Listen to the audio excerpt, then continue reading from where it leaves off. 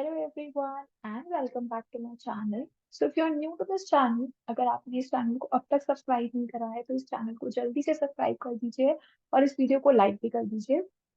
So as you all know that we've already completed the chapter 1 of your class 12 physics, that is electric charges and fields. हम लोग वो chapter complete कर चुके हैं. And now we are starting with a few questions from this chapter. ठीक है, तो हम लोग कुछ questions करने वाले हैं, practice करेंगे, कुछ MCQs देखेंगे, assertion and reasoning based questions देखेंगे. तो हो सकता है मैं इस वीडियो को पार्ट्स में जो है आप सबके लिए अपलोड करूँ कि हम लोग स्टार्टिंग में कुछ MCQs देखेंगे, फिर हम कुछ assertion reasoning, फिर हम normal questions 1 marks 3 marks 5 marks कैसे आते हैं क्वेश्चंस इस चैप्टर से किस तरीके से आ सकते हैं, हम लोग वो सारे के सारे देखने वाले हैं. So for that, I am taking a question bank of KVS RO Raipur. I have not started from here, but I was searching कि मुझे कुछ question bank मिल जाए अच्छा सा इस चैप्टर में से. तो मुझे KVS RO रायपुर का एक PDF मिला है जिस which is a very nice question bank. मुझे इसके क्वेश्चन बहुत अच्छे लगे, मतलब they were good. जो आपके बोर्ड में जिस लेवल के क्वेश्चंस आते हैं उसी तरह के एक तरीके का एक सैम्पल पेपर सैम्पल सेट है. सो आप इसको प्रैक्टिस कर सकते हैं. तो मैं इसी का सॉल्यूशन जो है वो आज कराने वाली हूँ. So okay, so let's start without wasting any time. ठीक है, सो इसके अंदर स्टार्टिंग में कुछ 15 MCQ क्वेश्चंस है, हम लोग जल्दी से उनको देखते हैं, आप लोग साथ साथ प्रैक्टिस करिए. ठीक है, चलिए. So let us start. So as you all can see the question number 1, right? So yes, so MCQ, इसके अंदर the question number 1. So the question number 1 is that a charge Q is placed at the center of the line joining two exactly equal positive charges capital Q. The system of these charges will be in equilibrium if small q is equal to. This is your question. आपको चार options दिए गए हैं. A very easy question. Again, इस तरह का question हम लोग कर चुके हैं पहले. But okay, so take a 2 minutes pause. आप वीडियो को पॉज करिए 2-3 मिनट के लिए, इस क्वेश्चन को ट्राई करिए and then will discuss this problem. Okay, तो मैं आपको टाइम देती हूँ, आप इस वीडियो को जल्दी से पॉज कर लीजिए. ठीक है, और आप जल्दी से 2 मिनट बाद आइए. ओके, सो आई होप सबका क्वेश्चन हो गया हो. सो जल्दी से लेट अस सी कि क्या होना चाहिए इसका आंसर. तो let me consider that I have two charges like this. I have two small q charges which are positive and equal. And यहाँ पर मैं ये चीज बोलती हूँ कि let us say कि ये जो है वो d distance away है from each other, right? अगर ये d distance away है from each other और मैं यहाँ पर कहीं पे बीच में, ठीक है, आपको क्या बोला गया है? A small charge q is placed at the center of the line. तो आपको बताया गया है कि सेंटर ऑफ द लाइन पे यानी कि d/2 डिस्टेंस अवे पे आपने स्मॉल q चार्ज को रखा है. और आपको ये बताया गया है कि ये जो सिस्टम है चार्जेस का वो इक्विलिब्रियम में कब होगा. तो चार्जेस का सिस्टम इक्विलिब्रियम में कब होगा? जब तीनों चार्जेस के ऊपर जो अमाउंट ऑफ फोर्स है that is balanced, right? If the force is balanced on all the three charges, then I can say that okay, the system is in equilibrium. So I will take, let me take this capital Q charge. Okay, let me take another color. तो let me take this capital Q charge. मैं capital Q charge को consider करती हूँ. इसके ऊपर जो ये capital Q charge है, ये जो कैपिटल क्यू चार्ज है, ये अप्लाई करेगा force in which direction? It will repel. Positive charges repel each other, so it will repel each other. So F capital Q, ये जो है डायरेक्शन जो है वो force due to capital Q है. एंड अब मैंने यहाँ पे एक स्मॉल क्यू चार्ज रखा है. Now you have to guess this charge should be positive or negative. क्या ये चार्ज पॉजिटिव होना चाहिए, क्या ये चार्ज नेगेटिव होना चाहिए? अगर ये चार्ज पॉजिटिव होता तो क्या कैपिटल क्यू पे फोर्सेस कभी बैलेंस होती? नहीं मैम, कभी बैलेंस नहीं होती, क्योंकि पॉजिटिव चार्ज उसको रिपेल करता. दोनों फोर्सेस सेम डायरेक्शन में होती. अगर पॉजिटिव चार्ज होता तो F due to small Q भी इसी डायरेक्शन में होता और ये दोनों फोर्सेस एड अप होती, ना कि एक दूसरे को बैलेंस करती. बैलेंस करने के लिए फोर्स इस डायरेक्शन में होना बहुत जरूरी है. और इस डायरेक्शन में फोर्स कब होगा? जब ये वाला चार्ज जो है वो नेगेटिव होगा, पॉजिटिव नहीं होगा. ठीक है, तो यानी कि ये ऑप्शन और ये ऑप्शन तो पक्का पक्का गलत है.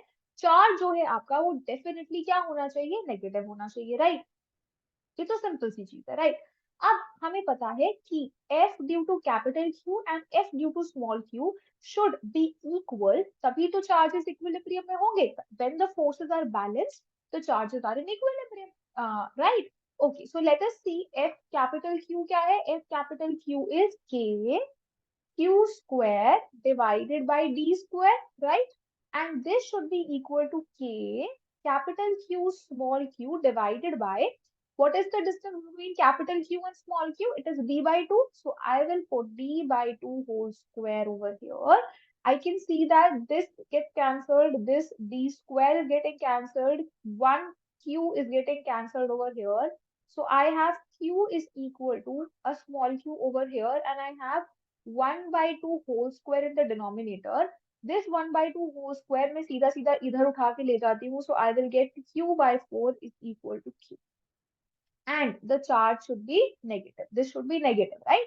Negative क्यों होना चाहिए? अभी हमने डिस्कस करा, तभी तो फोर्सेस बैलेंस होंगी, right? So the correct answer is minus Q by 4.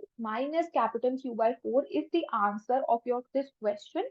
ठीक है? I hope सबको समझ आया हो ये क्वेश्चन कैसे करना है ना? Easy question, right? Simple question था, इजी क्वेश्चन था, थोड़ा सा ध्यान रख के करेंगे. ठीक है, चलिए. सो आई होप सबका यही आंसर आया था. अगर किसी का नहीं आया था, आई होप उनको समझ आ गया हो कि ये क्वेश्चन कैसे करना है. चलिए, now let us move on to question number 2. अब हम लोग क्या करते हैं, क्वेश्चन नंबर 2 पे चलते हैं. क्वेश्चन नंबर 2 देखते हैं कैसे होगा. तो थोड़ा सा मैं क्लीन कर देती हूँ. आई होप सबने नोट कर लिया हो कि ये क्वेश्चन कैसे करना है. थोड़ा सा स्पेस बना देते हैं हम लोग नेक्स्ट क्वेश्चन करने के लिए. तो थोड़ा सा हम इसको क्लीन कर देते हैं. चलो, ओके. चलिए, आप तब तक सेकंड क्वेश्चन को रीड करिए और इसे करना स्टार्ट करिए जल्दी से. ओके, अब हम लोग चलते हैं क्वेश्चन नंबर 2 की. So the question number 2 is electric charges of 1 microcoulomb. What is microcoulomb? Microcoulomb is into 10 raised to power minus 6, right? Microcoulomb को कैसे कन्वर्ट करते हैं कूलम में? 10 raised to power minus 6 के फैक्टर से we multiply. ठीक है? So electric charges of 1 microcoulomb, minus 1 microcoulomb and 2 microcoulomb are placed in air at the corners A, B and C respectively of an equilateral triangle ABC having length of each side 10 centimeters. The resultant force on the charge at C is, again an easy question. ये question हम लोग कर चुके हैं, है ना? कर चुके हैं ना ये वाला question? चलिए हम लोग start करते हैं. Okay, so I have 3 charges like this. आपके पास क्या है? 3 चार्जेस हैं इस तरीके से. ये आपके पास 3 चार्जेस हैं जो कि 3 इक्विलेटरल ट्रायंगल के कॉर्नर्स पे रखे हैं. Let me call this A, B and C. A पर आपका, मैं बोलती हूँ कि 1 माइक्रोकूलम का चार्ज रखा है. बी पर -1 माइक्रोकूलम का चार्ज रखा है. एंड आपकी सी के ऊपर कितना रखा है? 2 माइक्रोकूलम का चार्ज रखा हुआ है. और ये एक इक्विलेटरल ट्राइंगल है. अगेन आप लोग 2 मिनट्स का ब्रेक लेकर, मतलब इस वीडियो को पॉज करके इसको ट्राई जरूर करिए. सीधा सीधा देखना, लिखना मत शुरू कर दीजिए कि मैम जो करवा रही है उसको लिखते जाएं. Always try the question yourself before copy. ठीक है, कॉपी मत करो, खुद ट्राई करो. नहीं होगा समझो. ठीक है, कॉपी करने से कुछ नहीं होगा, इट वोंट हेल्प. ठीक है, चलिए. So we have an equilateral triangle. और इक्विलेटरल ट्राइंगल जो है वो क्या एंगल्स बनाती हैं? 60 डिग्री का एंगल बनाती हैं, राइट? अंदर जो इंटीरियर एंगल होता है for equilateral triangle that is 60 degree. ये कुछ नया तो बताया नहीं मैम ने, तो सबको पता है ना? अब हमें क्या बताना है? We have to find the resultant force on the charge at C. तो हमें यहाँ पर जो चार्ज बैठा है उसके ऊपर रिजल्टेंट फोर्स बताना है. तो समझदार बच्चे सबसे पहले क्या करेंगे? समझदार बच्चे सबसे पहले जल्दी से इस सी चार्ज, ये जो सी पॉइंट पे जो चार्ज बैठा है उसके ऊपर ए और बी की वजह से दोनों फोर्सेस की डायरेक्शन को ड्रॉ करेंगे. तो ए जो है वो पॉजिटिव है, सी जो है वो पॉजिटिव है. तो क्या वो एक दूसरे को अट्रैक्ट करेंगे या रिपेल करेंगे? अब किसी ने बोला मैम अट्रैक्ट करेंगे. फिर मैम ने कहा छोड़ो, तुम्हारा कुछ नहीं हो सकता. क्या करेंगे? रिपेल करेंगे. तो ए और सी अगर एक दूसरे को रिपेल करेंगे तो फोर्स की डायरेक्शन क्या हो जाएगी?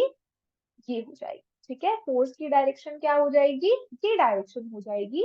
और अगर मैं बी पॉइंट को देखूं, B is a negative charge, C is a positive charge. ये C के चार्ज को अट्रैक्ट करेगा या रिपेल करेगा? तो किसी ने बोला मैम ये तो अट्रैक्ट करेगा, फिर मैम ने कहा वेरी गुड। अब हम यहाँ पे ड्रॉ करेंगे force due to C charge, right. चलिए, तो अब हमारे पास force due to A charge है, we have force due to C charge. और हम क्या करेंगे, अब हम जल्दी से एफ ए और एफ सी का मैग्नीट्यूड निकाल लेंगे, है ना। जल्दी से एफ ए और एफ सी का मैग्नीट्यूड निकाल लेंगे। एफ ए क्या है, के Q is 1 microcoulomb and 2 microcoulomb, so I have 1 2, दोनों माइक्रोकूलम है, तो 10⁻⁻6 into 10⁻⁻6 will become 10⁻⁻12 divided by distance square. And distance कितना है, 10 सेंटीमीटर का डिस्टेंस है। समझदार बच्चा इसको यहीं पे मीटर्स में कन्वर्ट कर लेगा। कैसे करते हैं, 1 metre is equal to 100 centimetre, so this will be 0.1 metre. So I have 0.1 whole square in the denominator. इसको हम लिख लेते हैं 9 into 10⁻9 into 2 into 10⁻⁻12 divided by 0.1 is 10⁻⁻1 into 10⁻⁻1. This and this gets cancelled. I am left with 10⁻⁻3. ये जो है 10⁻⁻1 और ये यहाँ पे मुझे एक 10⁻⁻1 मिल जाएगा। 9 into 2 is 18 into 10⁻⁻1 which is 1.8 Newton, right? So 1.8 Newton is the force on the C charge because of the A charge. Similarly, force due to B charge will be equal to, अब देखो सिर्फ sign different है, minus का sign है लेकिन magnitude equal है, तो force का मैग्नीट्यूड भी क्या होगा, इक्वल होगा। इक्वल डिस्टेंस पे पड़े हैं, इक्वल मैग्नीट्यूड ऑफ चार्जेस जो है, तो एफ ऑफ वी भी क्या हो जाएगा, 1.8 न्यूटन। तो हमारे पास एफ ए की वैल्यू आ गई, ये एफ बी है, एफ ए की वैल्यू आ गई, एफ बी की वैल्यू आ गई। हमें क्या करना है मैम, हमें तो रिजल्टेंट फोर्स कैलकुलेट करना है। रिजल्टेंट फोर्स कैसे कैलकुलेट करते हैं, रिजल्टेंट फोर्स का क्या एक्सप्रेशन होता है, अगर हमारे पास दो फोर्सेस हैं, F1 square plus F2 square plus 2 F1 F2 cos theta, where theta is what, theta is the angle between the two vectors, between F1 and F2। जो एंगल होता है between F1 and F2 that is theta। तो अब यहाँ पर क्या angle होगा between F1 and F2, तो अब हम लोग एंगल्स देखते हैं कि ये कितना एंगल होना चाहिए।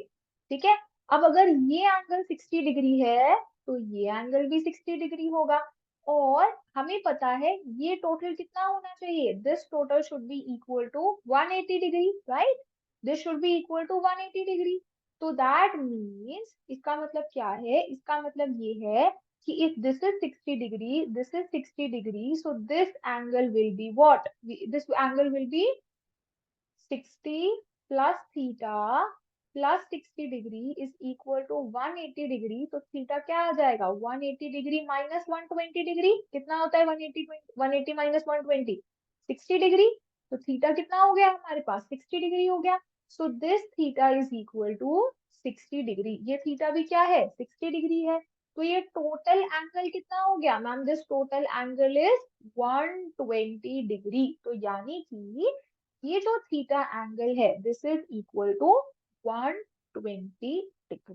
ठीक है, ये एंगल क्या है 120 डिग्री है। तो अब सब समझदार बच्चे मुझे जल्दी से बताएंगे कॉस 120 डिग्री क्या होता है, कैसे निकालेंगे। जिनके पास मैथ्स नहीं है वो बच्चे प्लीज ध्यान से देख ले कैसे निकालेंगे, जिनके पास मैथ्स है वो जल्दी फटफट फटफट निकाल लेंगे, है ना। तो cos 120 degree is cos 90 degree plus 30 degree, है ना, यही होता है। अब देखो cos 90 डिग्री प्लस 30 डिग्री है, यहाँ पर 90 बैठा है, तो क्या cos साइन में कन्वर्ट होगा, यस मैम होगा, है ना। सबने पढ़ा था ना, ए एस टी सी सब पढ़ के आते हैं ना, ए एस टी सी। तो ये क्या होता है, theta is equal to 0 degree, ये होता है 90 डिग्री, 180 डिग्री, 270 डिग्री। तो 90 प्लस 30 किस रीजन में लाई करता है मैम, इस रीजन में लाई करता है ना। और 90 जो है वो क्या करता है, चेंज कर देता है ना ट्रिग्नोमेट्रिक फंक्शंस को। जो 270 है वो क्या करता है, चेंज कर देता है ट्रिग्नोमेट्रिक फंक्शंस को। तो 90 degree plus 30 degree will become sin 30 degree, but क्या ये पॉजिटिव होगा या ये नेगेटिव होगा? कॉस जो है आपका वो सेकंड क्वाड्रेंट में क्या होता है मैम? कॉस सेकंड क्वाड्रेंट में होता है नेगेटिव, तो यहाँ पर क्या आ जाएगा? Minus sine 30 degree which is equal to minus half. ठीक है, साइन 30 डिग्री किसके इक्वल होता है? हाफ के इक्वल होता है। So cos 120 degree is minus half. तो यहाँ पर हम जल्दी से क्या करेंगे? माइनस हाफ पुट कर देंगे, f1 square plus f2 square plus 2f1 into f2 minus half, this 2 and this 2 gets cancelled. और मुझे पता है f1 और f2 का मैग्नीट्यूड तो सेम है, तो f1 square plus f2 square, f2 को मैं क्या लिख सकती हूँ? f1 ही लिख सकती हूँ मैम, मैग्नीट्यूड तो सेम है।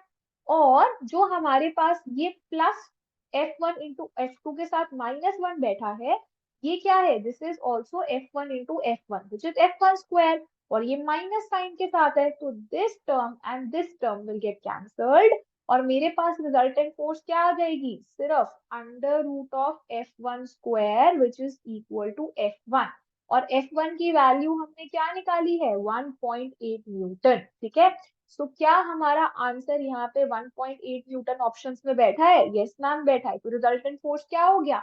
The resultant force is 1.8 Newton. ठीक है, रिजल्टेंट फोर्स कितना है? 1.8 Newton, that is your final answer. ठीक है, इस तरीके से जो है आप फाइनल आंसर निकाल सकते हो। अब क्योंकि मैं आपको समझा रही हूँ तो मुझे इतना टाइम लग रहा है बताने में, लेकिन लेकिन जब आप ऐसे क्वेश्चंस की बहुत ज्यादा प्रैक्टिस कर लेंगे, आपको इतना टाइम नहीं लगेगा जब आप क्वेश्चन को सॉल्व करेंगे इन योर एग्जाम। ठीक है, सो जितना ज्यादा आप प्रैक्टिस करेंगे उतना ज्यादा क्या होगा? उतना ज्यादा आपका स्पीड बढ़ेगा, आपका एक्यूरेसी बढ़ेगा। तो जितना प्रैक्टिस हो सके उतना प्रैक्टिस करिए। ठीक है, अभी तो मैं समझा रही हूँ तो मैं धीरे धीरे बता रही हूँ कि अच्छा ये ऐसे हो रहा है, ये वैसे हो रहा है। ठीक है, वो मेरा काम है, I am a teacher, right? You are a student, you have to practise. ठीक है, चलो। सो अब जल्दी से हम लोग थोड़ा सा, आई होप सबको समझ आया हो ये क्वेश्चन कैसे करना है, राइट राइट। चलो, सो नाउ जल्दी से थोड़ा सा हम इसको क्लीन कर लेते हैं, क्योंकि अब हमें अगला क्वेश्चन करने के लिए भी स्पेस चाहिए। वैसे अगला क्वेश्चन इजी है, अगला क्वेश्चन इजी है। चलो थोड़ा सा हम लोग इसको क्लीन कर लेते हैं। हाँ चलो, बहुत आ जाओ।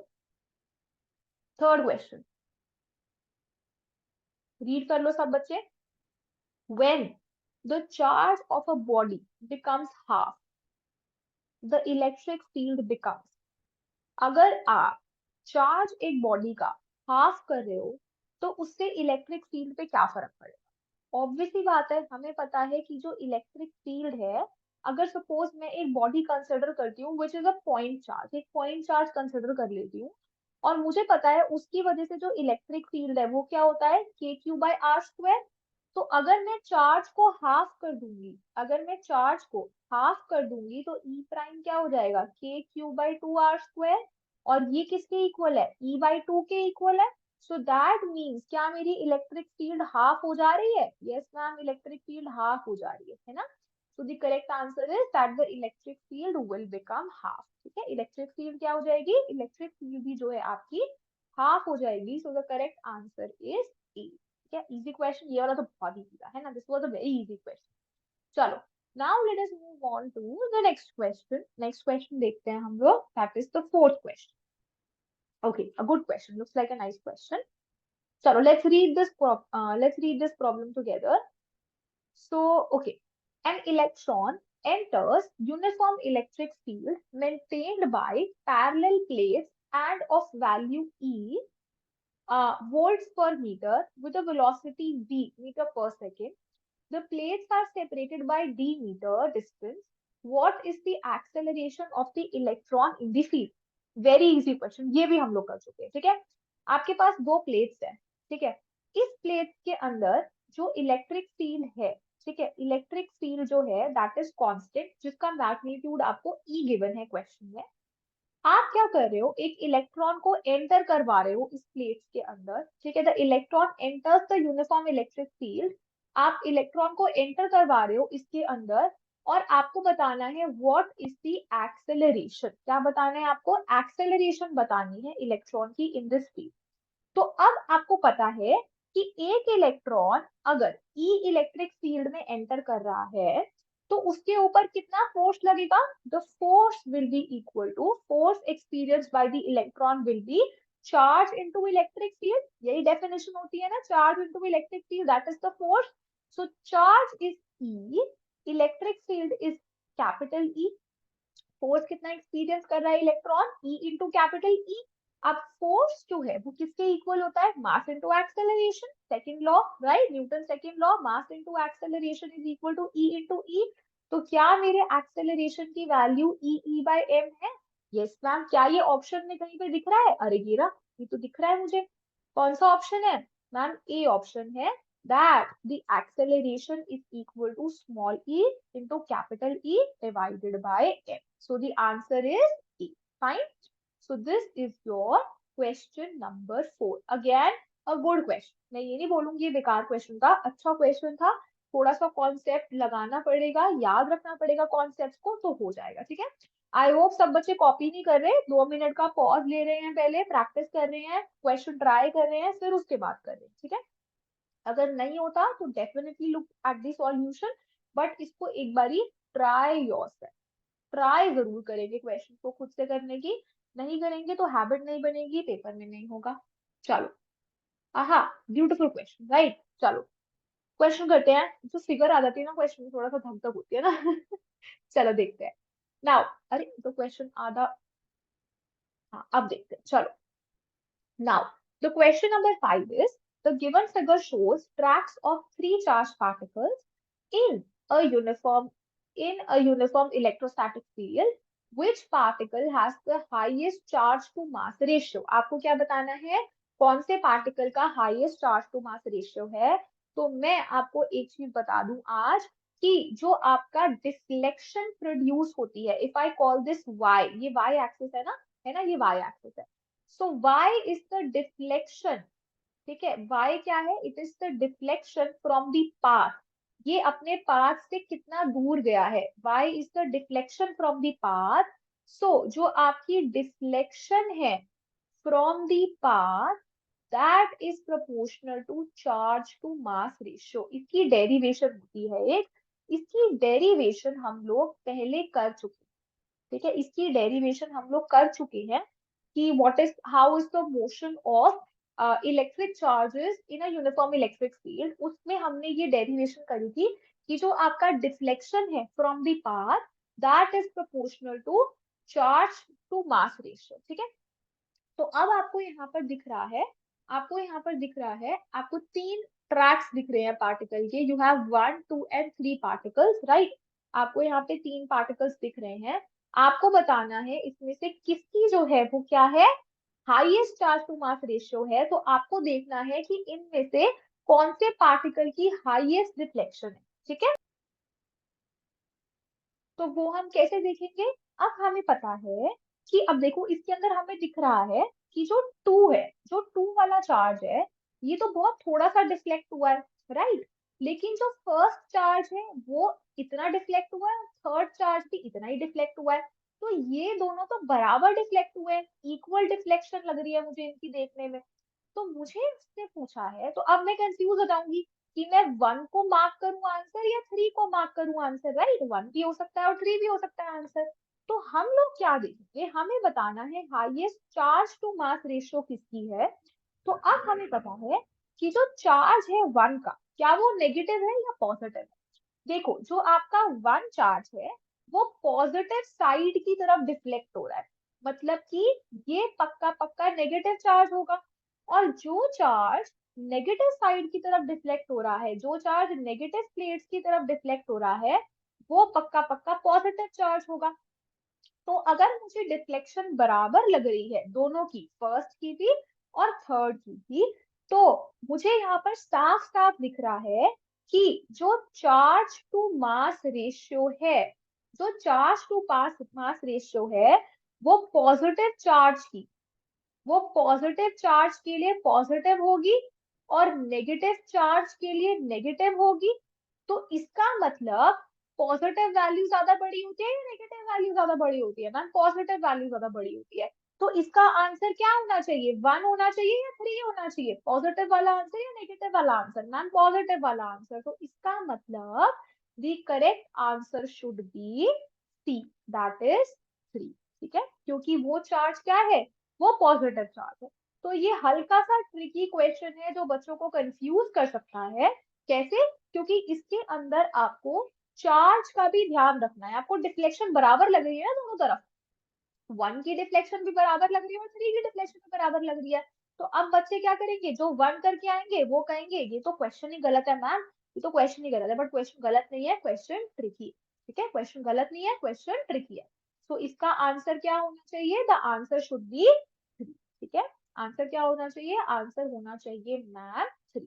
चलिए, आई होप सबको समझ आया हो ये वाला क्वेश्चन। अब हम जल्दी से क्या करते हैं, सिक्स्थ क्वेश्चन करते हैं। चलिए, let's read the sixth question और सब बच्चे इसको खुद करने की कोशिश करेंगे, मैम पे इतना डिपेंडेंट नहीं रहना, खुद से करने की कोशिश करनी है। चलो, what is the nature of the Gaussian surface involved in Gauss's law of electrostatics? जो आपका Gaussian surface है उसका नेचर कैसा होता है इन Gauss's law of electrostatics? तो क्या वो एक स्केलर स्केलर है सरफेस, इलेक्ट्रिकल है, मैग्नेटिक है या वेक्टर है? ठीक है, so this is the question. Think क्या होना चाहिए इसका आंसर, सब बच्चे सोचेंगे, टेक 10-20 सेकेंड, इसको सोचो क्या होना चाहिए इसका आंसर। सोचा सबने क्या होना चाहिए इसका आंसर, सोचो सोचो। क्या एक गॉसियन सरफेस जो हम लोग ड्रॉ करते हैं क्या वो एक स्केलर होती है? No ma'am, it is not a scalar. Why it is not a scalar? क्योंकि हम लोग क्या करते थे, हम लोग हमेशा अपने गॉसियन सरफेस पे एक एरिया एलिमेंट लेते थे और उसकी डायरेक्शन देखते थे एन क्या है ना, ऐसे करते थे ना। तो यानी कि जो हम अपना गॉसियन सरफेस ले रहे हैं that is a vector, so the correct answer should B vector. आप जो गॉसियन सरफेस ले रहे हैं अपने गॉसिस लॉ ऑफ इलेक्ट्रोस्टैटिक्स में, it has a direction associated with it which is outward normal to the surface। ये भी हमने अपने सारे के सारे वीडियोस में लेक्चर्स में पढ़ा है, जो चैप्टर 1 के लेक्चर हैं उसमें हमने पढ़ा है। So that means the answer should B vector. क्या होना चाहिए आंसर, वेक्टर होना चाहिए, the answer should B vector. Fine, चलिए, now let us move on to question number 7. An electrical dipole is placed in an uniform electric field with dipole axis making an angle theta with the direction of electric field.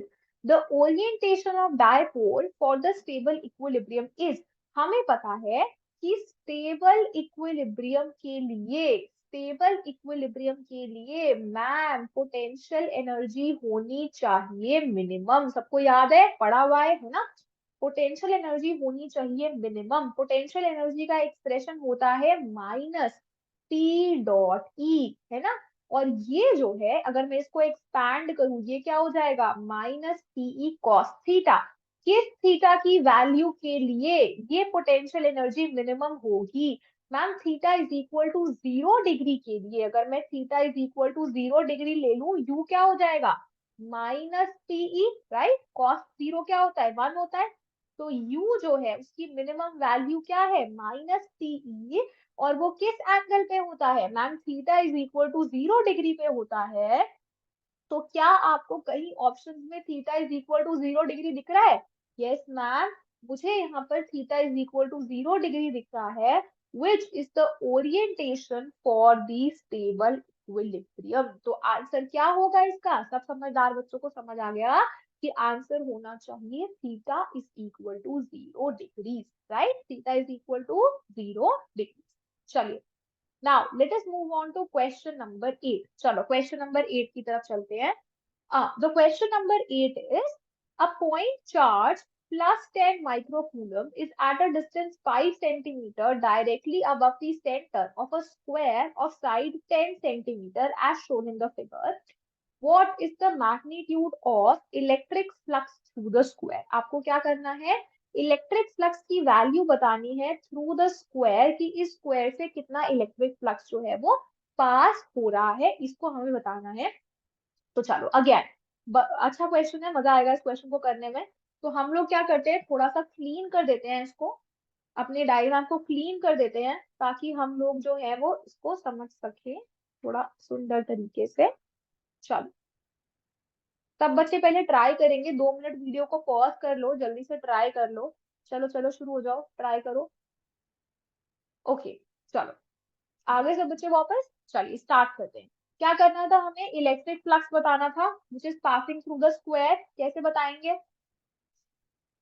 कैसे बताएंगे? कैसे बताएंगे? सोचो सोचो कैसे बताएंगे। अब देखो, बहुत आसान है, थोड़ा सा मजा आएगा, थोड़ा सा दिमाग लगाओ, हो जाएगा। देखो क्या करेंगे, ये स्क्वायर है ना? ये क्या है? एक स्क्वायर है। और यहाँ 5 सेंटीमीटर के ऊपर जो है आपका क्या रखा है? एक पॉइंट चार्ज। ठीक है। अब मैं अगर इस स्क्वायर को एक क्यूब का फेस मानूं, मैं कहूँ ये एक क्यूब का फेस है, तो मैं क्या कर सकती हूँ? मैं यहाँ पर ये चीज मान सकती हूँ कि सपोज यहाँ पर एक्चुअल में एक क्यूब है, ये एक क्यूब है इस तरीके से। थोड़ा सा मेरी ड्राइंग को माफ कर देना। ये एक क्यूब है इस तरीके से, है ना? सारी साइड हो गई ना पूरी? हाँ, ये एक क्यूब है जिस क्यूब के सेंटर में, इस क्यूब के सेंटर में क्या पड़ा है? एक चार्ज है ना? इस क्यूब के सेंटर में एक चार्ज रखा है। और ये जो क्यूब है ये एक्चुअली कितने साइड है? इसका side is 10 centimetre, one side is equal to 10 centimetre. तो अगर एक क्यूब में, अगर एक क्यूब में क्यू चार्ज रखा है आपके पास, ठीक है, अगर आपके पास क्यू चार्ज रखा है इन अ क्यूब, तो फ्लक्स जो है उस पूरे क्यूब में से कितना पास हो रहा है? क्यू बाय एप्सिलॉन नॉट, यही पास हो रहा है। Charge by epsilon naught, that is your total electric flux which is passing through the cube. एक क्यूब के पास कितने फेसेस होते हैं? One cube is equal to 6 faces, right? इसके पास 6 फेस है। तो ये जो एक साइड है, that is actually what? That is one face of the cube. तो अगर मुझे one face of the cube में से फ्लक्स कैलकुलेट करना है कितना पास हो रहा है, that will be Q by 6 epsilon naught. मैं क्या करूंगी? डिवाइड बाय 6 कर दूंगी, है ना? I will divide by 6। तो अब मुझे क्या करना है? अब मुझे ये चीज करनी है कि मुझे पता है चार्ज कितना है? 10 microcoulomb, 10 into 10 raised to power -6 divided by 6 into what is the value of epsilon not? हम लोग क्या करेंगे यहाँ पे? एप्सिलॉन नॉट की वैल्यू पुट करेंगे। और एप्सिलॉन नॉट की वैल्यू क्या होती है? 8.85 इंटू 10 raised to power -12। ठीक है, this is the value of your epsilon naught. And this is the total electric flux which is passing through one side, one face of the cube is this. तो when you will solve this, जब आप इसको solve करेंगे, I am not solving this, जब आप इसको solve करेंगे आपको जो आंसर मिलेगा that will be equal to, okay let me check, that will be equal to 1.8 into 10 raised to power 5। ठीक है, ये कैसे मिलेगा? अब आपको इतना अगर नहीं करना ना, आप क्या कर सकते हो? आप जल्दी से ना ये भी देख सकते हो कि मुझे किस 10 के ऑर्डर पे वैल्यू मिलेगी, आप वो भी देख सकते हो। ठीक है, ये 10 raised to power -12 ऊपर जाएगा तो 10 raised to power 6 बचेगा। अब 10 raised to power 6 divided by 10, sorry into 10 divide by 6 into 8.85। I know, मैं यहाँ से एक पावर लेती हूँ 10 की और यहाँ मल्टीप्लीकेशन में लिखती हूँ। Now I have 100 divide by 6 into 8.85, this will give me some value in terms of 1। And यहाँ पर मेरे पास ऑर्डर में क्या बचा था? 10 raised to power 5। तो इस तरीके से जो है आप 10 raised to power 5 की ऑर्डर चेक करके भी आंसर टिक कर सकते हो कि क्या आंसर आना चाहिए। Fine. So the answer should be D, that is 1.8 into 10 raised to power 5 Newton meter per coulomb. This should be your answer. जिन जिनका हो गया था, very good very good very good. जिनका नहीं हुआ, आई होप आपको अब समझ आ गया हो कि इसको कैसे करना है। इसके लिए हमने यूज करा था गॉसेस लॉ ऑफ इलेक्ट्रोस्टैटिक्स। ठीक है, इसको सॉल्व करने के लिए हमने कौन सा लॉ यूज करा है? गॉसेस लॉ यूज करा है of electrostatics. And this was a good question, right? ठीक है, अच्छा क्वेश्चन था, मतलब ये नहीं कहूंगी मैं बहुत इजी था, ओके क्वेश्चन था। दिमाग लगाना पड़ा होगा आपको सॉल्व करने के लिए। चलो, now let us move on to the ninth question. The ninth question is this. Now, which of the following statements is or are incorrect regarding the point charge? आपको बताना है इनमें से कौन कितनी जो स्टेटमेंट्स है, लाइक ज्यादा भी हो सकती है, कम भी हो सकती है, इसमें से कौन कौन सी जो स्टेटमेंट्स है they are correct, or incorrect regarding the point charge. Point charge के रिगार्डिंग में आपको बताना है कौन कौन सी जो है वो गलत है, कौन सी वाली बतानी है, गलत बतानी है, ठीक है, गलत वाली बतानी है। Okay, so let's read the first option. The first option is the charge Q on a body is always given by Q is equal to N into E, where N is an integer, positive or negative. This is right, right? This is the correct statement. ये क्या statement है? This is the quantization of charge. ये आपको क्या बताता है? Quantization of charge. Quantization of charge is a property of charge, right? तो ये तो सही है. ठीक है, this is the correct option, not the correct option but this statement is actually correct, fine. हमें तो इनकरेक्ट बतानी है ना आंसर में, बट ये statement correct.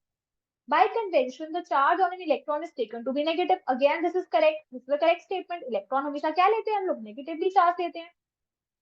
The fact that electric charge is always an integral multiple of E is termed as quantization of charge. This is also correct. ये statement भी correct है.